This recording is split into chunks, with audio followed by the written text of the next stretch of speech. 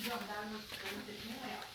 Para fazer a classificação de risco em pacientes com sintomas respiratórios, é necessário usar máscaras cirúrgicas, capote, luvas e proteção ocular.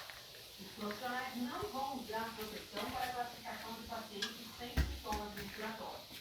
Nas enfermarias de quartos com pacientes infectados, todos os profissionais de saúde devem usar máscaras cirúrgicas, capote, luvas e proteção ocular.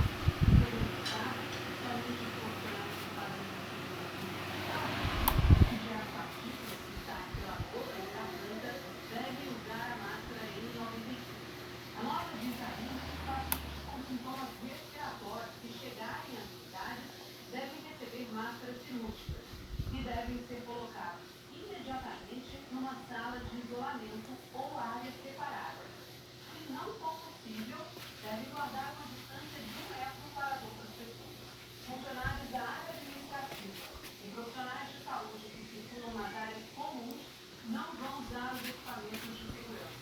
Os profissionais da limpeza que entram nas salas com pacientes infectados devem usar máscaras cirúrgicas, capotes, luvas, proteção ocular, que oferece risco de respingo, e sapatos fechados.